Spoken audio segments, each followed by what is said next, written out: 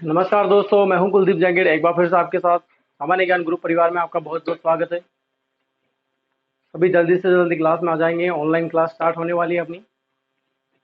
चलिए दोस्तों, अपन बात कर रहे थे मनोविज्ञान के बारे में, और मनोविज्ञान में अपना टॉपिक चल रहा था यूनिट 5 की। अपन बात कर यूनिट 4 की अपन बात कर रहे थे। मैं एक बार आपको बता देता हूँ, यूनिट 4 में अपने टॉपिक चल रहा था बालक। जैसे व्यक्तिगत विभिन्नता के बहुत सारे बालक होते हैं, आपको देखने को मिलेंगे। मैंने आपको 9 टाइप के बालक आपको लिखाए थे, जिसमें मैंने आपको बताया था कुछ बालक जो इंपॉर्टेंट रहेंगे वो मैंने आपको क्लिक करवा दिए थे कि कौन कौन से ज़्यादा इंपॉर्टेंट है, किस पर आपको ज़्यादा ध्यान देना है, कैसे कैसे क्वेश्चन पूछे जा सकते हैं। सबसे ज़्यादा आपको जो ध्यान देना है वो है विशेषताएं। विशेषताओं पर आपको सबसे ज़्यादा ध्यान देना है, क्योंकि वहां से क्वेश्चन सर्वाधिक बनने के चांस रहते हैं। क्योंकि वहां पर ऑप्शन में आपसे बालक का नाम पूछ लेगा और आपको विशेषताएं क्वेश्चन में आ जाएगी। तो आपको ध्यान रखना है कि कैसी विशेषताएं कैसी रहती। और दूसरी बात वेरी वेरी इंपॉर्टेंट जो मैं आपको बताना चाहता हूँ, सबके एक सीखने का एक मेथड होता है, एक क्रिया विधि होती है जो आपको ध्यान रखनी है। हर एक बालक में, हर एक जो भी चाइल्ड अपन पढ़ रहे हैं उसमें एक क्रिया विधि आई है कि इन बालकों को इस विधि के सहायता से पढ़ाना चाहिए, या उसमें एक शैक्षणिक कार्य करवाना चाहिए, या इसकी शिक्षा प्रक्रिया कैसी होनी चाहिए। ये सारी चीजें मैं आपको बता रहा हूँ, और उसके अकॉर्डिंग ही आपको पढ़ाई करनी है और उसके अकॉर्डिंग ही आपको चलना है। क्योंकि आपको पुराने एग्जाम के जो पेपर हुए हैं वो आप देख लेना एक बार, ताकि आपको टाइप पता चल सके। जैसे ये टॉपिक कंप्लीट होगा, मैं आपको इसकी क्वेश्चन सीरीज लेके आऊंगा, यहाँ पर पढ़ाऊंगा। ज्यादा क्वेश्चन आए नहीं है यहाँ से, 5 7 10 क्वेश्चन ऐसे होंगे जो आपको पता चल जाएगा किस तरह से क्वेश्चन पूछे जाते हैं। क्लियर है यहाँ तक? चलिए आगे बढ़ते हैं। जैसे कि पिछले वाली क्लास में मंद बुद्धि बालक और पिछड़ा बालक की मैंने बात करी थी। मंद बुद्धि बालक पढ़ाया था जब सेकंड लास्ट जब क्लास लगी थी, उससे पहले तब मैंने आपको पढ़ाया था। उसके बाद पिछड़ा बालक पढ़ाया था मैंने आपको, बहुत अच्छे तरीके से समझ में आया आपको। आजकल रात में मैं बता दूं आपको कि क्लास कब लग रही है। रात को 9 बजे लग रही है। सुबह का टाइम चेंज हो गया है, क्योंकि मॉर्निंग का समय है, सर्दी ज़्यादा लगती है, बच्चे उठ नहीं पाते हैं। इस वजह से अब रजाई में अंदर जाने का समय आ चुका है। अब अंदर घुसो और पढ़ाई करो। अंदर अब क्या करते हो आप? पढ़ाई करते हो या फिर किसी से बातें करते हो, ये आपकी चॉइस। लेकिन रीट आने वाली है, पढ़ाई करनी है आपको इसके अलावा। ठीक है, ध्यान रखना है इस चीज़ को। कोई भी मोबाइल नहीं चलाएगा, क्योंकि ये टाइम ऐसा होता है, सर्दी का टाइम जो होता है, इसमें सबसे ज़्यादा मज़ा आता है पढ़ने में। क्योंकि मन पूरा फोकस होता है, बहुत अच्छा रहता है। एक जगह से पानी वगैरह व्यवस्था कर दो, पूरी यहाँ पे रख दो, और खाना वाना भी वहीं, बहुत से नाश्ते वहीं कर लेते हैं, और सब कुछ मतलब एक जगह से उठना नहीं पड़ता। इच्छा ही नहीं होती कहीं दूसरी जगह जाने की। बस एक ही काम है, पढ़ना पढ़ना पढ़ना। दूसरा काम नजर ही नहीं आता। मन भी नहीं लगता दूसरे काम करने में, क्योंकि सर्दी इतनी लगती रहती, ठंड लगती रहती है। तो एक जगह बैठे रहते, क्या कहते हैं, हाँ पढ़ाई कर लो, मुझे पढ़ाई हो सकती है बस मुझसे। पढ़ाई करना आराम से, एंजॉय करो पढ़ाई को। चलिए, अधिगम नियोग्य बालक। जैसे मैंने आपको बालक के नाम बताए थे, आपको पढ़ा रहा था मैं उस टाइम। 9 बालक के मैंने आपको नाम बताए थे। पिछड़ा बालक हो गया, समस्यात्मक बालक हो गया, प्रतिभाशाली बालक हो गया, सृजनशील बालक हो गया, मंदबुद्धि बालक हो गए, विकलांग बालक हो गए। इस तरह के बालक मैंने आपको पढ़ा चुका हूँ। लास्ट जो बात कर रहे हैं अपन, अधिगम नियोग्य बालक, इसके बाद टॉपिक खत्म हो जाएगा। आज लास्ट क्लास रहेगी इसके बारे में। ध्यान से पढ़ना, वेरी वेरी इंपॉर्टेंट है। सबसे ज्यादा अगर एग्जाम में क्वेश्चन पूछे गए हैं तो अधिगम नियोग्य बालक से पूछे गए हैं। यहाँ से सर्वाधिक क्वेश्चन बनने के आपके चांस रहते हैं। एक बार मैं आपको बता देता हूँ अधिगम नियोग्य बालक क्या होता है। देखो, बहुत से बालकों में तरह तरह की बीमारी आपको देखने को मिलेगी। हो सकता है कोई कम सुनता हो सकता है कोई ज्यादा बोलता हो सकता है बोलता हो लेकिन बोलने की शैली बहुत अलग तरह से नजर आती है। तो अपन क्या बोलते हैं कि इसमें प्रॉब्लम है यार, बोलने में हकला तो ज्यादा है ये। या हो सकता है को दिखाने में, मतलब पढ़ रहा है, किसी चीज को पढ़ रहा है लेकिन पढ़ते टाइम बोलना लग रहा है, दिख भी रहा है लेकिन ध्यान से नहीं देख रहा। बहुत समय लिखते टाइम ऐसे लिखते हैं कि जैसे गतिशील नहीं होते। टीचर बोलते हैं कि हमारे देश का राष्ट्रपति कौन है, कोविंद है। तो वो लिखेंगे इस लाइन को, इतने में लाइन बोल देंगे सर, लेकिन लाइन को लिख ही नहीं पाते, 2 लाइन लिखे भूल जाएंगे। गतिशीलता नहीं पढ़ पाते। बोलने में, वाचन करने में, पठन करने में, ग्राफ बनाने में, ये अनेकों तरह के आपको अधिगम की एक प्रॉब्लम होती है उनमें, इन चीजों के बारे में। जैसे खिड़की नहीं पढ़ते, खिड़की पढ़ते हैं।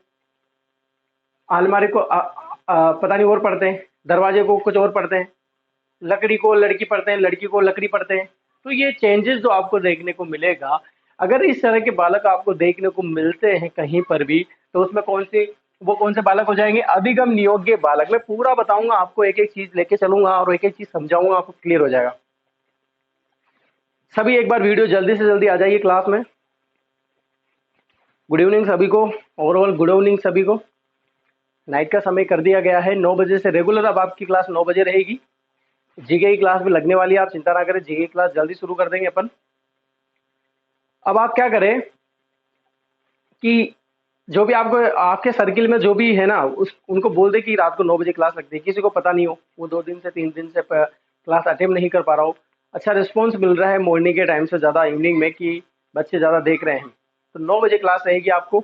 अभी सर्दी सर्दी के टाइम, और वो अपना कोर्स भी हो जाएगा। उसके बाद मैं अलग अलग क्लासें लेके आऊँगा आपके ऑनलाइन की, जो आप जैसा तैयारी करते हो, स्टडी करते हो, फिर आपके क्वेश्चन अटेम्प्ट करवाने हैं, क्वेश्चन पढ़ने हैं, तो वैसी क्लास रहेगी जो 20-20 मिनट की, 10-10 मिनट की क्लास रहेगी।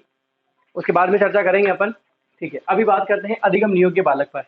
क्या होते हैं अधिगम नियोग्य बालक? नियोग्य, योग्य नहीं होते अधिगम के। पहले दिख रहा है आपको अधिगम, दूसरा दिख रहा है नियोग्य।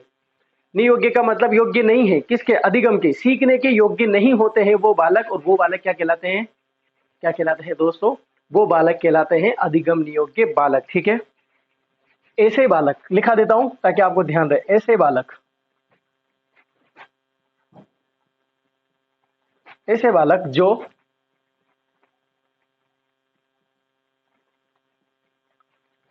अधिगम के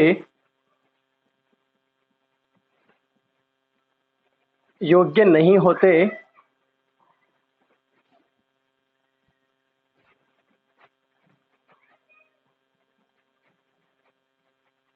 अधिगम नियोग्य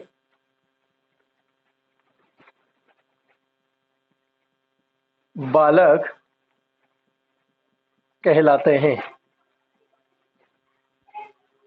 क्लियर है?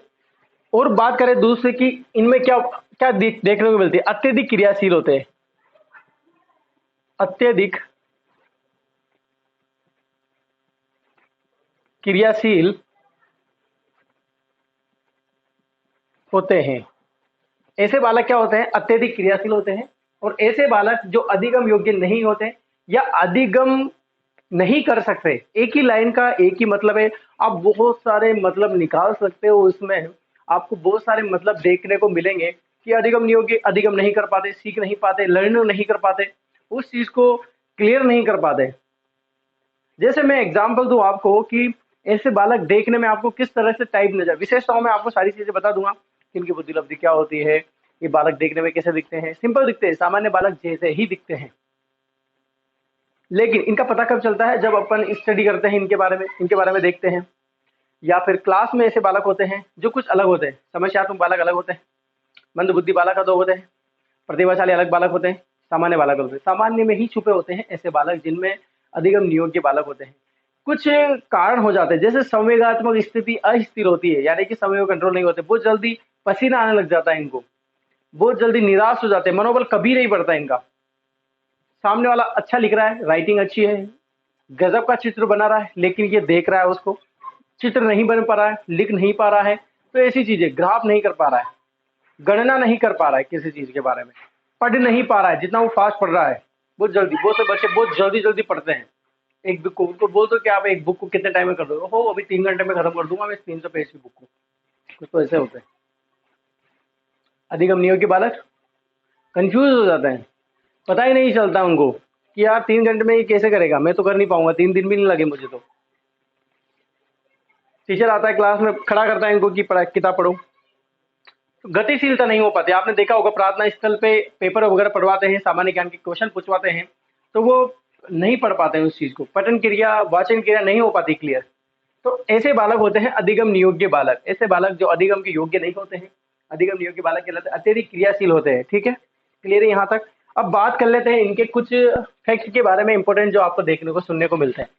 अधिगम नियोग्य बालक, इनकी बात करते हैं सबसे पहले खोज के बारे में। पहले बात कर लेते हैं खोज के बारे में। एक तो बात करते हैं 1927 की, जब खोज हुई थी, और एक बात करते हैं 1961 की, जब खोज हुई थी। खोज एक ही बार होती है, लेकिन 2 बार कैसे हुई ये भी मैं आपको बताऊंगा। ठीक है, सभी एक बार वीडियो को लाइक कर दे बस आप।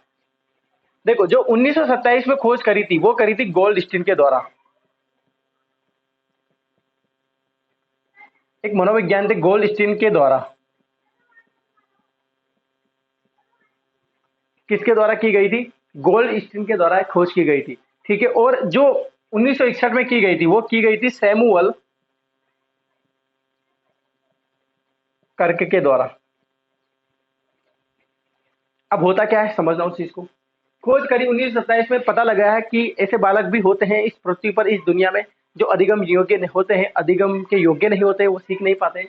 उनको गोल्ड डिस्टिल ने खोजा, लेकिन इनका फेल हो गए। क्या हो गए? क्योंकि अत्यधिक विवरण नहीं दे पाए। विवरण नहीं दे पाए। सिंपल सी भाषा समझना, विवरण का मतलब यहाँ पर यह होता है कि उसके बारे में ज्यादा डिटेल्स नहीं बता पाए। किसी ने कुछ पूछा होगा कि और बताइए, कि नहीं और तो मुझे पता ही नहीं है, मैंने तो बता दिया बस, ये ऐसा होता है, ऐसे दिखने में ऐसा होता है, वगैरह वगैरह। लेकिन उन्होंने जैसे क्वेश्चन किए बड़े बड़े बड़े मनोवैज्ञानिकों ने, तो ये आंसर नहीं दे पाए, यानी कि ज्यादा मैटर नहीं बता पाए इनके बारे में। ज्यादा मैटर किसने बताया? सैमुअल कर्क ने, के द्वारा अत्यधिक विवरण दिया।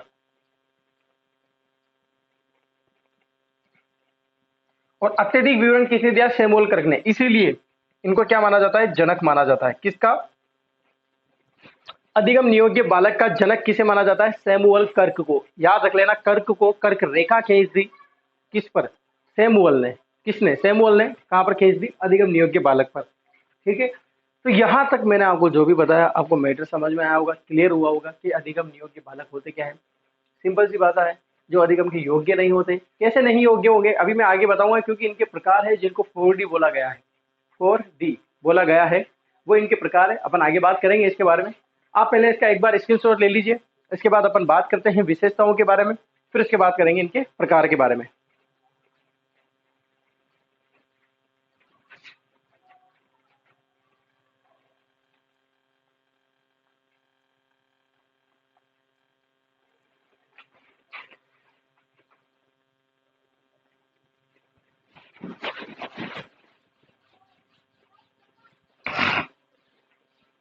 सभी को समझ में आ रहा है? क्लास सभी को समझ में आनी चाहिए।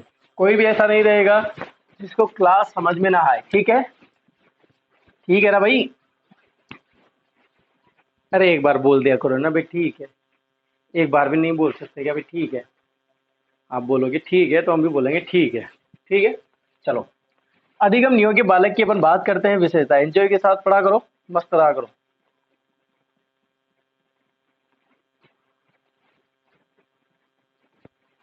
विशेषताएं, जैसे आपकी विशेषता है कि आप बहुत ज्यादा सुंदर है, वैसे इनकी भी विशेषता है कि ये भी बहुत ज्यादा अधिगम नियोग्य बालक है। सभी सुंदर होना। आप, कोई ऐसा नहीं है ना। सुंदरता कैसे? मन से सुंदर होना, तन से भी सुंदर हो जाना। तन से नहीं हो तो चलेगा पूरी लाइफ। मन से सुंदर होना चाहिए, दिल से सुंदर होना चाहिए बालिका। ठीक है। विशेषताएं अपन बात करते हैं।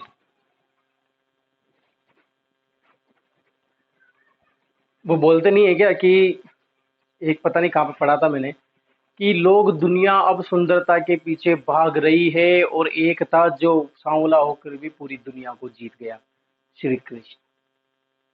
उन लोग अभी पता नहीं सुंदरता के लिए क्या क्या करते हैं और क्या हो रहा है उनसे। और एक वो था जो सांवला होकर भी पूरी दुनिया का दिल जीत के ले गया। होता है ना। बात करते हैं विशेषताओं की। लिखा देता हूँ, एक एक समझाने की जरूरत नहीं है ज्यादा। बुद्धि लब्धि की बात करें कि अगर इन बालकों की, मैंने बताया था ना सामान्य जैसे बालक होते हैं, तो बुद्धि लब्धि भी सामान्य जैसे होगी। कितनी होगी? अप्रोक्सीमेट अपन 100 मान सकते हैं इनकी बुद्धि लब्धि। ठीक है। दूसरी बात करें कि इनकी क्या विशेषता है। ये ध्यान केंद्रित नहीं कर पाते। ध्यान केंद्रित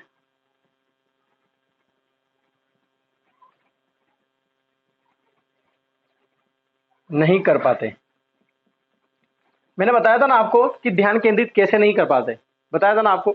जैसे मान लो न्यूज़पेपर पढ़ेंगे या किताब इनको पढ़ने के लिए दिया जाएगा, तो ये इतना फास्ट गति से नहीं पढ़ पाते। तो इसका मतलब ये होता है कि वो ध्यान केंद्रित नहीं कर पा रहा है अपनी आंखों पे, और उस बुक पे जो संतुलन बिठाना होता है, जिसे देखना होता है, तभी तो किताब स्पीड से पढ़ी जाती है, अच्छे से पढ़ी जाती है, कोई गलती ना हो। अब बीच में मान लकड़ी आ गया तो उसको क्या पढ़ेगा? लड़की पढ़ लेगा। तो इसका मतलब ये है कि उसका ध्यान केंद्रित नहीं है, उसमें अधिगम नियोग्य कहलाएगा वो बालक। ठीक है। बस्तर को बख्तर पढ़ लेगा, बम्प को बम पढ़ लेगा। तो ये चीजें जो गलतियां करता है, ये अधिगम नियोग्य में आती है। ठीक है। ध्यान केंद्रित नहीं कर पाते, और इसको साइकोलॉजी में बोला है अवधान की कमी होती है। क्या बोला गया है? अवधान की क्या कमी होती है? क्या होती है? कमी होती है दोस्तों। ठीक है।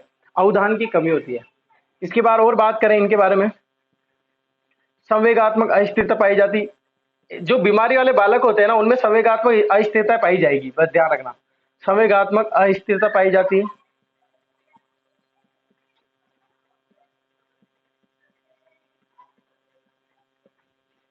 संवेगात्मक अस्थिरता होती है। और बात करें इनके बारे में,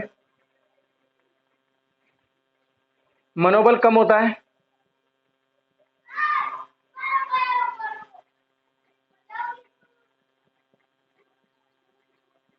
और बात करें, भयभीत रहते हैं।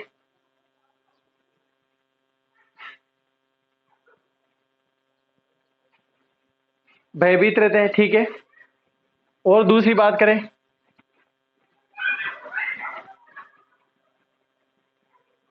मानसिक संतुलन नहीं बना पाते।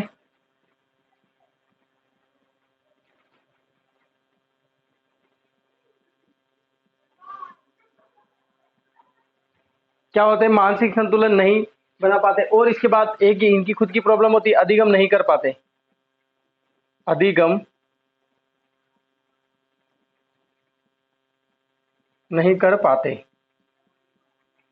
ठीक है।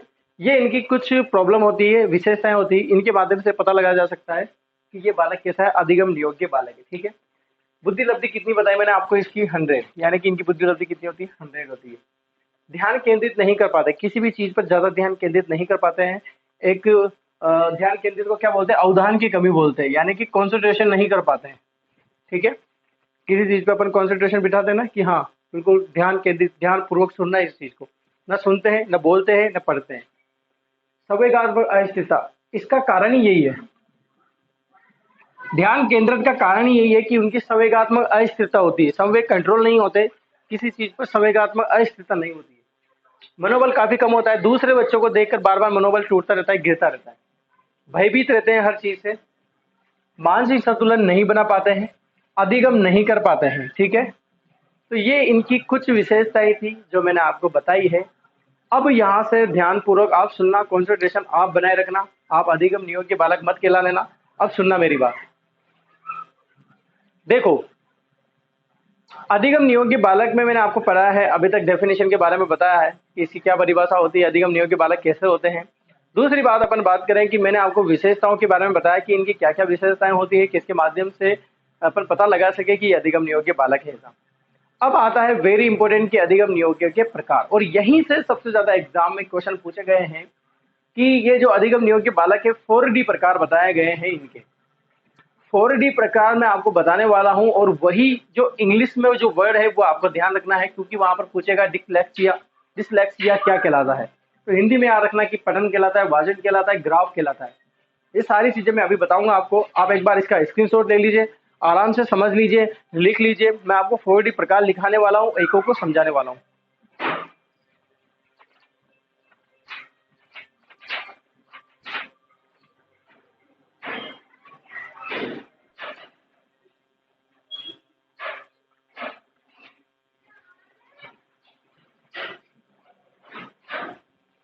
लिख दिया, मिटा देते हैं, चलो। तो ये बात होती है किसकी, अधिगम नियोग्य बालक के बारे में।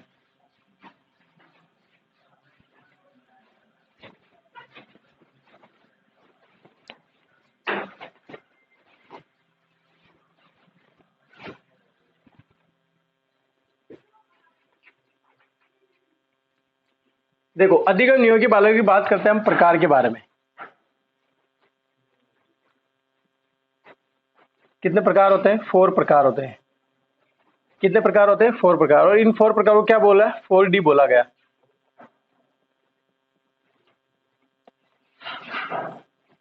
क्या बोला गया, 4D, डी है ये, ठीक है। अब समझ जाना 4D, ठीक है। वो कौन कौन से 4D होते हैं अपन इनके बारे में देख लेते हैं। एक डी तो ये,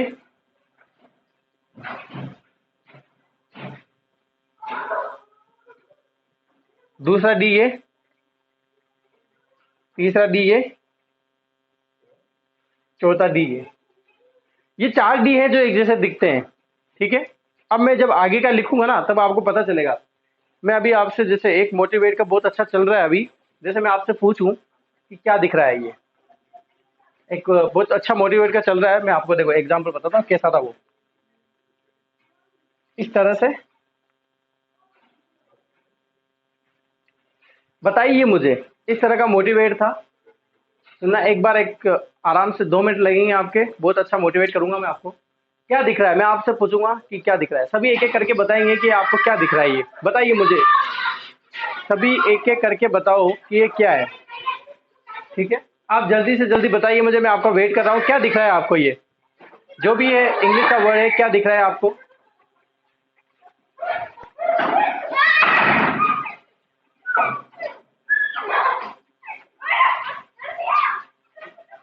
सभी बताएंगे, एक एक करके बताएंगे क्या दिख रहा है। किसी को आई दिख रहा होगा, बिल्कुल आई दिख रहा है, सभी को आई दिख रहा होगा। बहुत से बोलेंगे एम दिख रहा होगा, नहीं सर एम भी नहीं है। बहुत से बच्चे क्या बोलेंगे, सर डी है। बहुत से बच्चे बोलेंगे बी। क्या क्या दिख रहा है ये। बहुत से बच्चे बोलेंगे सर आई है ये। बहुत से क्या बोलेंगे एम है सर, एम। एम दिख रहा है ना। बहुत से क्या बोलेंगे नहीं एम नहीं है, डब्ल्यू है सर, डब्ल्यू। बहुत से क्या बोलेंगे डी है सर, डी नहीं बी। बहुत से क्या बोलेंगे बी है सर। बहुत से क्या बोलेंगे सर वो मैकडोनल्ड का जो डब्ल्यू आता है ना, मैकडोनल्ड का एम आता है ना, वो है सर ये। देखेंगे सब, 1 2 3 4 5, 5 आपको नजर आ रहे हैं। किसमें, इसमें क्या दिख रहा है ये आपको, आई भी दिख रहा है, दिख रहा है ना आई। बी भी दिख रहा है, दिख रहा है ना। बहुत सा बोलेंगे एम दिख रहा है सर, नहीं एम है ये। बहुत सा बोलेंगे डब्ल्यू है, डब्ल्यू है। अब मैं आपसे पूछा हूं कि अब बताओ अब क्या है ये।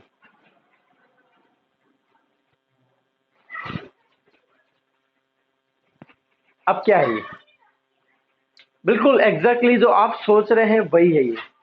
अब मैंने क्या लिख दिया, ए लिख दिया और सी लिख दिया। अब पूरा एग्जैक्टली वही है जो आप सोच रहे हैं। क्या है अब ये, बी है ओनली। क्या है, ना ये आई है, ना डब्ल्यू है, ना एम है। क्या है ये, बी है।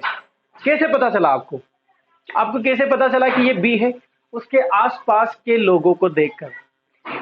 यानी कि इसका मतलब ये है कि आप जिस संगति में रहोगी, आपकी पहचान भी उसके अनुसार ही हो जाएगी। इसका बी होना कैसे पता चला, ए के अनुसार और सी के अनुसार। आस-पास के जो लोग हैं, जिनकी जैसी संगति है, उसके अनुसार ही बीच वाले जो पर्सन है, बीच वाला जो बी है, उसका पता चला कि ये बी था। अभी तक जब तक अकेला था, जब अलग-अलग बोल रहे थे इसको, ये आई है, कोई एम है, कोई डब्ल्यू है, कोई बी है। लेकिन जैसे मैंने ए और सी लिखा, तो आपको क्या पता चला कि नहीं सर ये क्या है, ओनली बी है। कैसे पता चला, इन दोनों की संगति के अनुसार। जिस संगति में आप रहोगे, आपकी पहचान भी उसके अनुसार ही हो जाएगी। समझ में आया सभी को, बहुत अच्छा लगा होगा। अच्छा लगा हो तो ताली बजाना, नहीं लगा हो तब भी ताली बजाओ। ताली बजती रहनी चाहिए, कम से आपका योग तो होगा। ठीक है, चलो बात कर रहे थे अपन 4D प्रकार। वेरी इंपॉर्टेंट है, चारों डी आपको याद होने चाहिए। ठीक है, पहले बात करते हैं डिसलेक्सिया की। 4D में पहला आता है डिसलेक्सिया। ठीक है, तीसरा आता है डिस्प्रेक्सिया। जिस सब में आएगा डिस्प्रेक्सिया। ठीक है, फिर आता है डिसग्राफिया।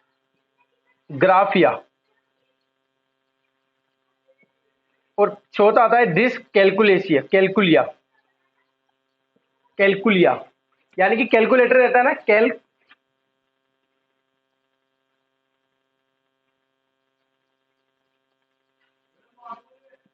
कैलकुलिया। ठीक है, dyslexia, dysgraphia, dyspraxia, dysgraphia, dyslexia. Graphy का मतलब चित्रण करना, ग्राफ बनाना, उसकी प्रॉब्लम। डिसकैलकुलेट गणना करना, गणना नहीं कर पाते हैं। इनको अगर 100 रुपए के सिक्के दे दो ना, तो उनकी पूरी जिंदगी में उन 100 के सिक्कों को गण नहीं पाएंगे, गिन नहीं पाएंगे। कैसे गिनेंगे, कभी 99 बताएंगे, कभी 101 बताएंगे, कभी 98 बता देंगे, कभी 100 बता देंगे। यानी कि कंफ्यूज रहेगा इनके मन में पूरा। डिसलेक्सिया पठन, डिसग्राफिया वाचन। ठीक है, डिस्प्रेक्सिया वाचन। ठीक है, ये चीजें मैं आपको सभी को बताने वाला हूं। आप 4D प्रकार याद रखना। आगे आएगा डिस, डिस, डिस और डिस। ठीक है, ये सभी को याद हुआ, एक बार इसको देख लीजिए। 4D प्रकार मैंने आपको बताए हैं। ठीक है, अब यहां पर सबसे गजब की बात मैं आपको बताने वाला हूं कि आपसे पूछेंगे कि इस 4D प्रकार में सबसे ध्यानपूर्वक बात यह है कि यहां पर एक वर्ड आया है डिस। इस डिस्क का अर्थ क्या है। इस डिस्क का अर्थ होता है दोस्तों नियोग्य। नियोग्य होता है इसका अर्थ। नियोग्य नहीं समझ में आया तो बोल लेना, क्षमता नहीं हो सकती, अक्षमता होती है। ठीक है, क्षमता नहीं होती, अक्षमता होती है। निर्धनता, और क्या बोलते हैं, निर्धनता। ठीक है, क्या होता है निर्धनता। समझ में आया सभी को। जो आपको यहाँ पर अधिगम नियोग्य बालक में मैंने आपको प्रकार बताया है, 4D प्रकार बोला। एग्जाम में ये भी पूछा जा सकता है कि 4D प्रकार किसके हैं, तो अधिगम नियोग्य बालक है। कौन से 4D प्रकार है? डिसलेक्सिया, डिसग्राफिया, डिसप्रेक्सिया और डिसकैलकुलिशिया। ठीक है, डिसलेक्सिया, डिसप्रेक्सिया, डिसग्राफिया और डिसकैलकुलिया। ठीक है, 2 शब्दों से मिलकर बना हुआ है। ये जो 4D प्रकार है कितने शब्दों से मिलकर बना है? ग्रीक भाषा के,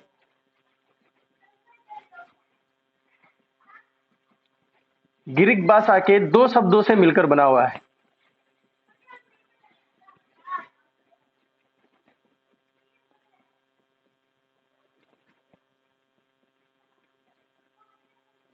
कितने शब्दों से? 2 शब्दों से। एक आ जाएगा डिस और एक आ जाएगा लेक्सिया। एक आ जाएगा डिस, एक आ जाएगा प्रेक्सिया। एक आ जाएगा डिस, एक आ जाएगा ग्राफिया। एक आ जाएगा डिस, एक आ जाएगा कैलकुलिया। ठीक है, ये 2 शब्द है। कौन से 2 शब्द है? ग्रीक भाषा के। पूछा जाए तो ध्यान रखना, कौन सी भाषा के शब्द है? ग्रीक भाषा के। कितने शब्दों से? 2 शब्दों से।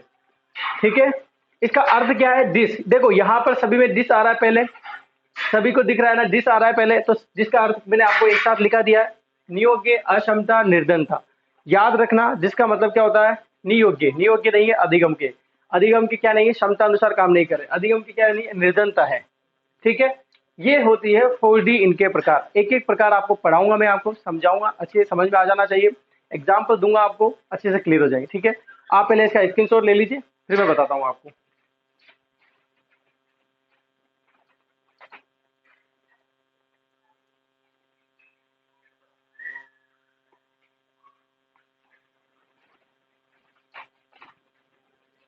बात करते हैं पहले डिसलेक्सिया की। ठीक है,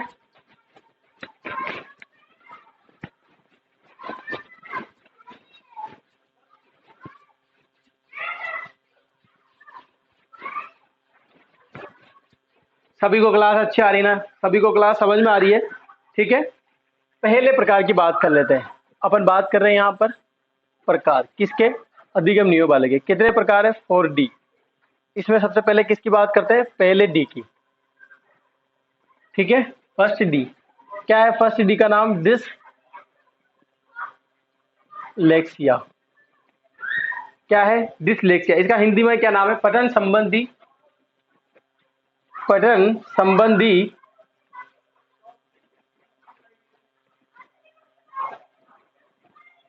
नियोग्य बालक।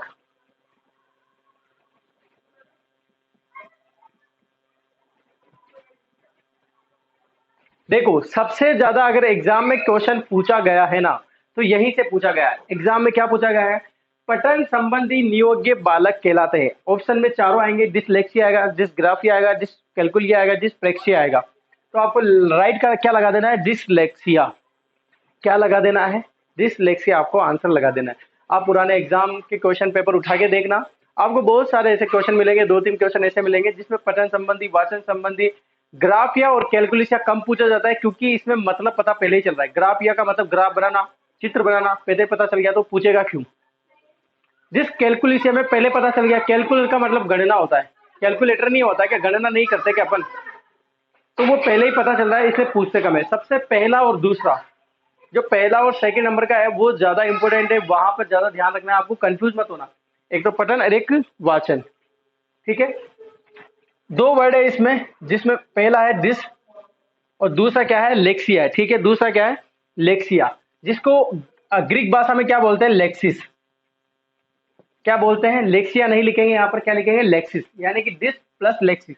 इसका अर्थ मैंने आपको बता दिया। इसका अर्थ क्या है? नियोग्य। और इसका क्या है? यहाँ पर पठन है, तो पठन का क्या आ जाएगा? शब्द पठन। क्या जाएगा इसका अर्थ? शब्द पठन। ठीक है, शब्द पठन इसका अर्थ है।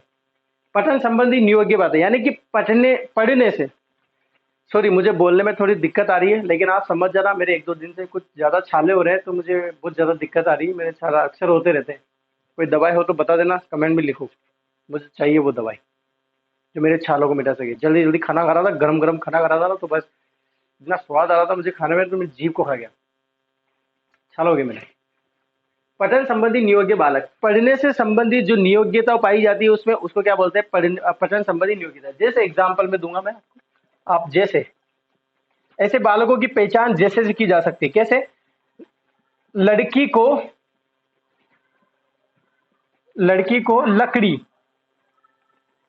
लकड़ी पढ़ना।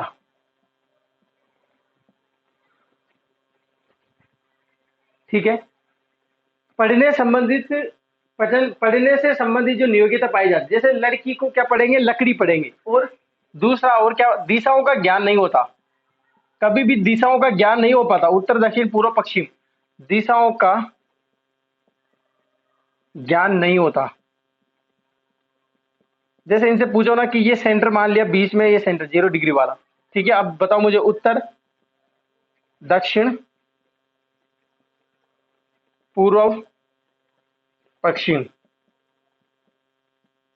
तो ये दिशाओं का ज्ञान इनको नहीं होता। उत्तर की जगह क्या बता देंगे, दक्षिण बता देंगे, पूर्व बता देंगे, दक्षिण की जगह पश्चिम बता देंगे, पूर्व बता देंगे, पूर्व की जगह दक्षिण बता देंगे, पश्चिम बता देंगे, लेकिन क्लियर नहीं कर पाते। ठीक है, तो ये दिशाओं का ज्ञान इनको नहीं होता है। और इसी को क्या बोलते हैं, पठन संबंधी नियोग्यता। 2 वर्ड है, दिस और लेक्सिस। ग्रीक भाषा के, मैं लिख देता हूं यहां पर, आप कंफ्यूज ना हो। ग्रीक भाषा के 2 शब्द मैंने पहले बता दिया था, एक बार फिर लिख देता हूं। नियोग्य, और इसका अर्थ होता है शब्द पठन। यहां पर ध्यान रखना, शब्द पठन। ठीक है, ये होता है पहला डी, डिसलेक्सिया। आराम से लिखो, दूसरे की बात करते हैं।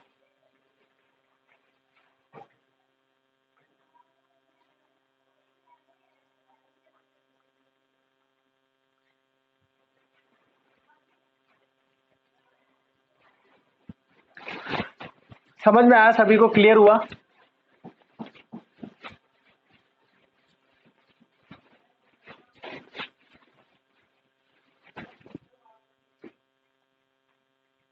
बात करते हैं दूसरे डी की।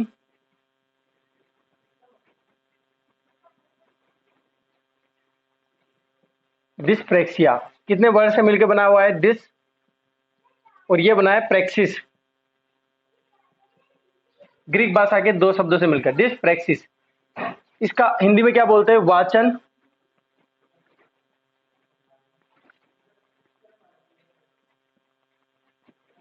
संबंधित नियोग्यता या वाचन संबंधी नियोग्य बालक। ठीक है, एक ही बात है।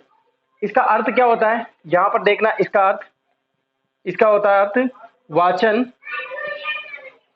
क्या होता है इसका अर्थ, वाचन। एक और बोलते हैं, वाचन को क्या होनी चाहिए, गति नहीं पाई जाती। और संतुलित भी बोलते हैं इसको। 3 अर्थ होते हैं इसके।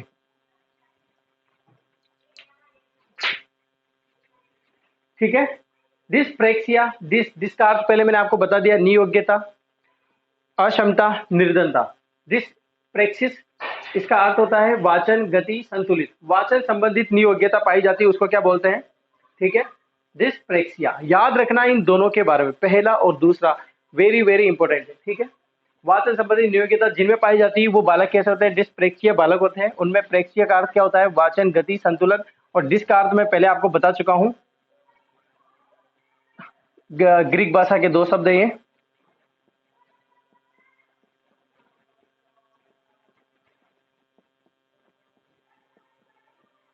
ग्रीक भाषा के 2 शब्द है, डिस और प्रेक्सिया। ठीक है, अब वाचन संबंधी नियोग्यता पाई जाती है, जैसे एग्जाम्पल दूंगा। जैसे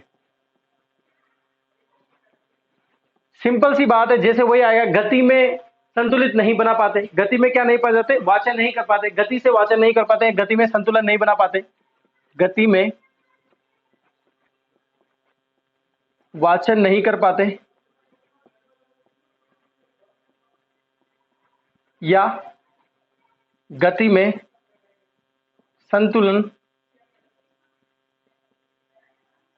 स्थापित नहीं कर पाते।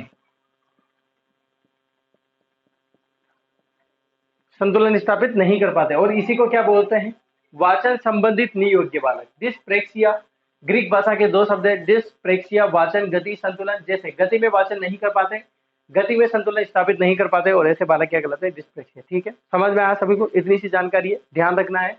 डिस्प्रेक्सिया क्या है, इसका अर्थ वाचन संबंधित। यही चीज मेन ज्यादा इंपॉर्टेंट है, यही पूछी जाएगी। लिख लीजिए, 2 और बात करते हैं, वो सिंपल है।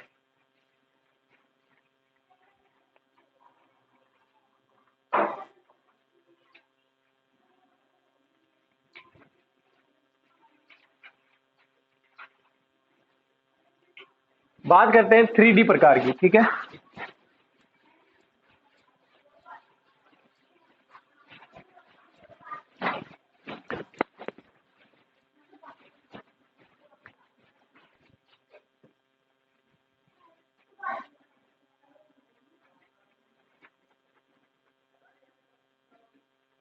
3D प्रकार की कौन सा है? डिस्ग्राफिया, ठीक है। ग्राफिया, ठीक है। डिस्ग्राफिया का मतलब क्या है? लेखन। ग्राफ का मतलब क्या होता है? देखो पहले ग्राफ का मतलब समझना। ग्राफ बनाते हैं ना अपन, ग्राफ बनाते हैं यानी कि चित्र बनाना, ग्राफ बनाना, सारी चीजें एक जैसी। गणित में क्या बनते हैं? ग्राफ बनते हैं। रेखांकन करना, चित्र बनाना, चित्र पूर्ति करना, ये सारी क्या है? डिस्ग्राफिया, ठीक है। लेखन संबंधी नियोग्यता, इसका अर्थ क्या है? लेखन संबंधी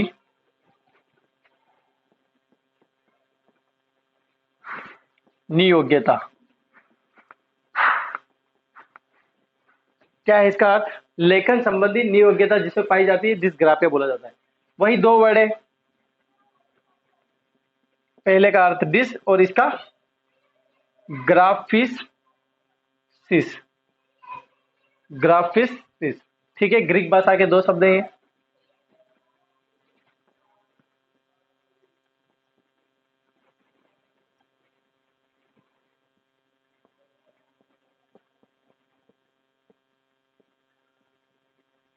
ग्रीक भाषा के कितने शब्द है? दो शब्द है, ठीक है।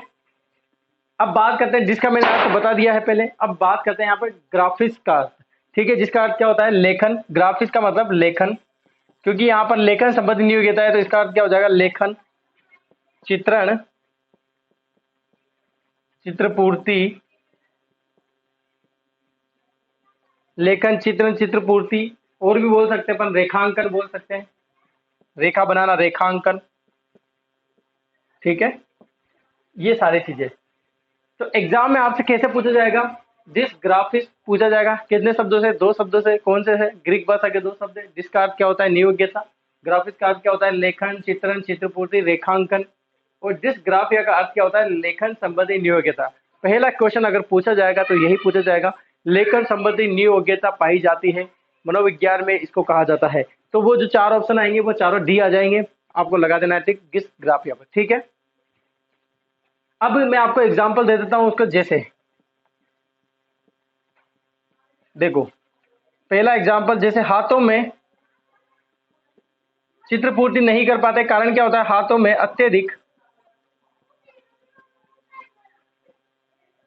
कंपन होना, कंपन पाया जाना। इसका मतलब ये होता है, जैसे ग्राफ बनाते हैं तो हाथ हिलते हैं, वो आपने देखे होंगे ऐसे बालक जिसके हाथ धीरे धीरे धीरे कंपन करते रहते हैं, ठीक है। दूसरा, लेखन संबंधित है, लेखन कार्य नहीं कर पाते।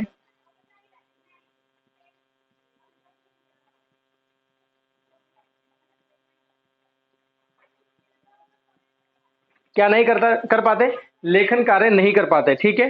अब देखो, हाथों में अत्यधिक कंपन पाया जाता है, हाथों में अत्यधिक कंपन पाया जाता है, चित्र तो बना ही नहीं सकते, रेखांकन भी नहीं कर सकते। जैसे इनसे बोलेंगे कि स्ट्रेट लाइन खींचो, एक ऐसी लाइन खींचो, तो ये ऐसी लाइन कैसे खींचेंगे? ऐसे। इनसे बोलेंगे वृत्त बनाओ, तो गोला बनेगा ही नहीं, इनसे कैसे बनाएंगे? इस तरह से बना देंगे। यानी कि इसका मतलब ये है कि इनके कंपन के कारण ये बहुत सारे कार्यों में नियोग्य हो जाते हैं, अधिगम नहीं कर पाते हैं, चित्र नहीं बना पाते हैं, ठीक है। इनके लिए पता होगा आपको मेथड भी था, वो एक लाइन वाले सिस्टम आते हैं, बिंदु वाले, डॉट डॉट डॉट वाले, तो इनसे बोला जाता है कि इनको इनको मिलाइए क्या बनता है। इनको भी ये सही तरीके से नहीं बना पाते हैं, ठीक है, इस तरह से। अब देखो, कंपन, हाथ में कंपन होता है तो बहुत से कार्य ऐसे होते हैं दैनिक जीवन में, अपने दैनिक जीवन में बहुत से कार्य ऐसे होते हैं जो कंपन के कारण नहीं कर पाते। जैसे कंपन के कारण क्या क्या नहीं कर पाएंगे ये? जैसे जूते के फीते नहीं लगा पाते, जूते के फीते नहीं लगा पाते,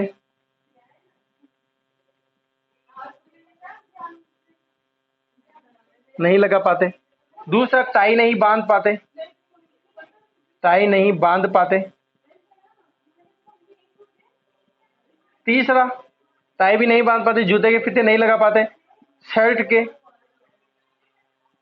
शर्ट के बटन नहीं लगा पाते,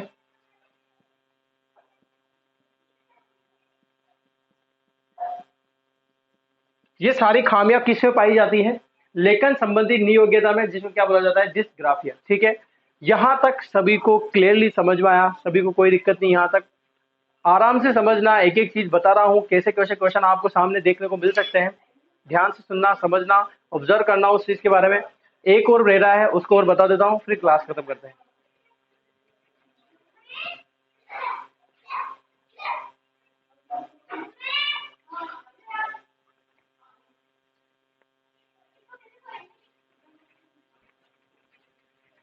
ठीक है, ये 3 डी मैंने आपको बता दिए हैं, एक और डी आपके सामने अभी रख देता हूँ, सारी चीजें क्लियर हो जाएगी।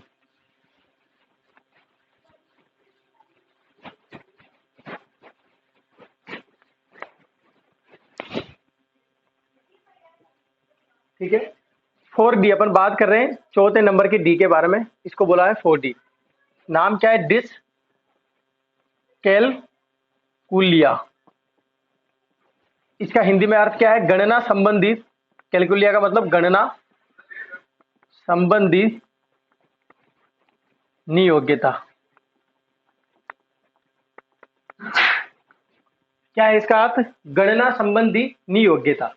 वही 2 अर्थ है, लिख देता हूं जैसे उसमें लिखा है तीनों में, इसमें भी नहीं जाएगा मेरा कुछ। 2 शब्द, भाषा क्या है दोनों की? ग्रीक। ठीक है, 2 शब्द कौन से? डिस, इसका अर्थ मैंने बता दिया है, नियोग्यता। कैलकुलिया यानी कि कैलकुलस। ठीक है, कैलकुलस। कैलकुलस का अर्थ क्या होता है? गणना। ठीक है, और डिस का अर्थ क्या बता दिया मैंने? नियोग्यता। इससे मिलकर बन गया गणना संबंधी नियोग्यता क्या कहलाती है? डिसकैलकुलिया। एग्जाम में पूछा जाएगा गणना संबंधी नियोग्यता क्या कहलाता है? डिसकैलकुलिया। ठीक है, कौन से शब्द है? ग्रीक भाषा के शब्द है। कौन से? डिस और कैलकुलस। कैलकुलस का अर्थ क्या है? गणना। अब एग्जाम्पल, जैसे गणना संबंधी एग्जाम्पल दे अपन, जैसे 100 के सिक्के, 100 के सिक्के कभी गिन नहीं पाते।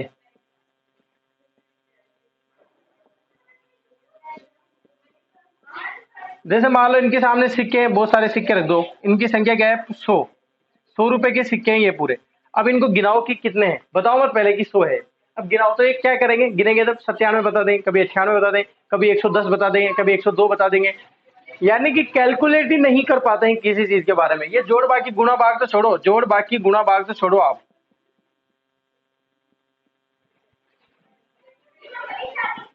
जोड़ बाकी गुणा भाग तो पता नहीं कर ही नहीं पाएंगे, लेकिन कभी 100 के सिक्के भी नहीं गिन पाते, और ऐसे क्या कहलाते हैं? डिसकैलकुलिया, डिसकैलकुलस। ये हो गया पूरा आपका टॉपिक। अधिगम नियोग्य बालक यहां से समाप्त होते हैं। समझना क्या बोलने वाला हूं। ये होती है यूनिट 4 का पहला टॉपिक आपका क्लियर होता है। यहां से अब अगर आपके कोई समस्या हो, कोई एक बालक रह चुके हैं, लेकिन वो मुझे नहीं लगता कि पढ़ाने की जरूरत है उनको। अगर आप लगता है पढ़ाने की जरूरत है, तो अपन उसके डायरेक्ट क्वेश्चन में बता देंगे। एक आध क्वेश्चन में आपको बना के बता दूंगा कि किस तरह के वहां से क्वेश्चन थे, क्योंकि वो मैटर ही अलग है। वो गवर्नमेंट की तरह का मैटर है जिसमें शिक्षा नीति आएगी। तो अभी नई शिक्षा नीति लागू हुई थी, तो वो नई शिक्षा नीति आप पढ़ना और वो बालक क्लियर हो जाएंगे। समझ में आया आपको? क्लियर हुआ? पहली शिक्षा नीति कब बनी थी, दूसरी शिक्षा नीति कब लागू हुई थी, अभी शिक्षा नीति में क्या चेंजेस हुए, क्या देखने को मिले, वो सारी आपको पढ़ना है। वो एक करंट का क्वेश्चन है जो आप वहां से उस बालक को पढ़ सकते हो, उसमें बताने की जरूरत नहीं है। फिर भी मैं एक बार आपके सामने वो पेज ला के रख दूंगा, उसको आपको बता दूंगा। ठीक है, लगभग सारे बालक अपन पढ़ चुके हैं। इसके बाद अपन बात करेंगे नेक्स्ट टॉपिक की। आज के लिए इतना ही। कभी अगर क्लास अच्छी लगी हो तो प्लीज लाइक कीजिए, शेयर कीजिए ज्यादा से ज्यादा। धन्यवाद, शुभ रात्रि, बहुत बहुत धन्यवाद।